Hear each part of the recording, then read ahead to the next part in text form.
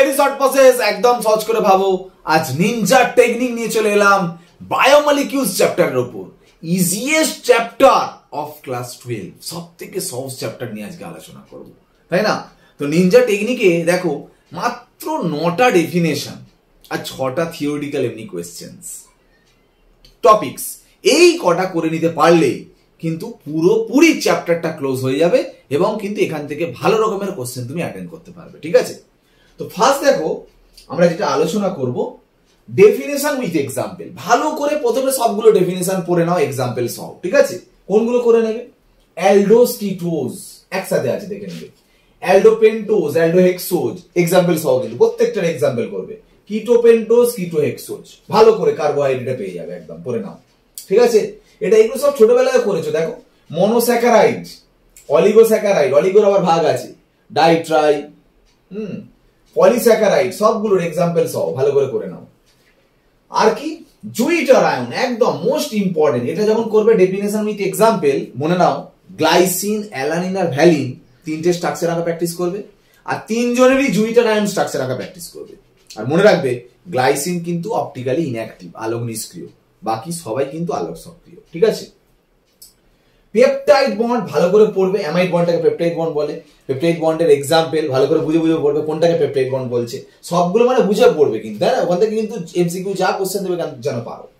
Structure of protein মানে প্রোটিনের 4খানা structure আছে, 4খানা প্রোটিনের স্ট্রাকচারের দিকে কিন্তু শুধু ডেফিনেশন গুলো মুখস্থ করবে, অত বড় করার দরকার নেই।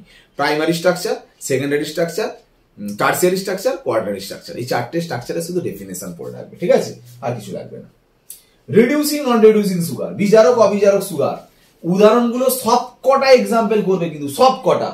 সব মনোস্যাকারাইড গুলো হচ্ছে বিজারক মানে রিডিউসিং সুগার, যত পলিস্যাকারাইড আছে নামগুলো সব অবিজারক মানে নন রিডিউসিং, আর ডাইস্যাকারাইডের মধ্যে একমাত্র সুক্রোজ হচ্ছে নন রিডিউসিং মানে অবিজারক, বাকি ডাইস্যাকারাইড গুলো কিন্তু বিজারক সুগার, রিডিউসিং সুগার, ঠিক আছে? এইভাবে কিন্তু করে নেবে এক্সাম্পল গুলো।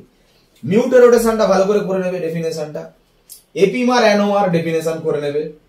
গ্লাইকোসাইডিক লিঙ্কেজ এটাও কিন্তু ভালো করে ডেফিনেশনটা করে নেবে, ঠিক আছে? এই কটা ডেফিনেশন করে নিতে পারলে আশা করি এখান থেকে একটা ভালো নাম্বার পেয়ে যাবে।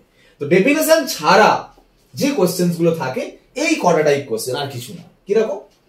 এটা কিন্তু ভালো করে দেখো, একে দিলেও কিন্তু এটা অনেকটা, কিন্তু অনেকটা মানে যে কটা রিয়াকশন আছে কিন্তু করে নিতে হবে। গ্লুকোজের একমাত্র আমি একদম শিওরলি গ্লুকোজের রিয়াকশন গুলো সব কটা করে নাও। মানে গ্লুকোজে ব্রোমিন জল দিলে কি হয়, গ্লুকোজে পারায়োডিক অ্যাসিড মানে HiO4 দিলে কি হয়, গ্লুকোজে সোডিয়াম বোরোহাইড্রাইড দিলে কি হয়, গ্লুকোজের সঙ্গে এক্সেস ফিনাইল হাইড্রোজেন দিলে কি হয়, গ্লুকোজের সঙ্গে টলেন্স ফেলিং এর রিয়াকশন, গ্লুকোজের সাথে ব্রোমিন জল, নাইট্রিক অ্যাসিডের সাথে রিয়াকশন, যত গ্লুকোজের রিয়াকশন আছে সবগুলো কিন্তু করে নিতে হবে তোমাকে, ঠিক আছে? Structure of D glucose and D fructose, এই দুটো স্ট্রাকচারই ভালো করে পড়বে।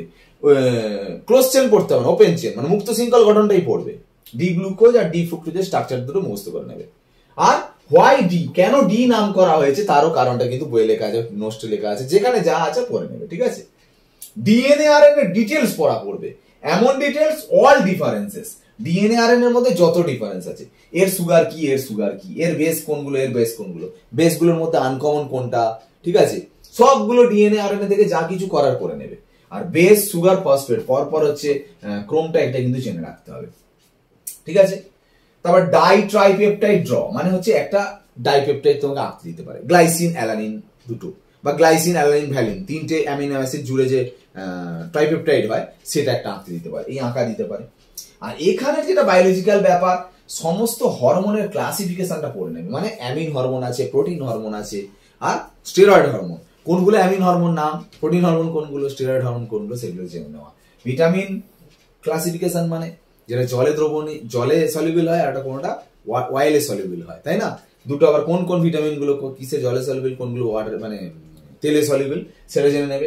ডিটেলস মানে প্রত্যেকটা ভিটামিনের নামগুলো, তার রাসায়নিক নাম থাকলে সেগুলো করবে, এবং সোর্স কোথায় ভিটামিন গুলো পাওয়া যায়, আর ভিটামিন গুলো কি কাজে লাগে, অভাবজনিত ফল যেটা, ঠিক আছে? এগুলো বায়োলজিক্যাল ব্যাপার, এইগুলো একটু করে নিতে হবে। দেখো এইটা পড়লে, দেখো একদম ইজিয়েস্ট চ্যাপ্টার, এইটুকু পড়লে কিন্তু বায়োমলিকিউলস কিন্তু পুরো কোশ্চেন অ্যাটেন্ড করতে পারবে, ঠিক আছে?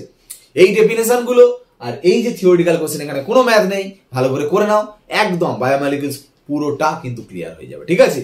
একদম আমাদের কিন্তু প্রি বোর্ড বা টেস্ট এক্সাম কিন্তু একদম সামনে চলে এসছে, আর বেশি সময় নেই। আরো যতটা শর্টে, যতটা টাইম কমের মধ্যে আমি কিন্তু যদি কোনো টেকনিক্যালি ভিডিও আসে একদম চ্যানেলে ফোকাস রাখো, যতটা সাজেস্টেড করা যায় চ্যাপ্টারগুলোকে নিয়ে আমরা আসবো। ওকে, আর চ্যাপ্টার ক্লাসটা এখানেই শেষ করলাম, বাই।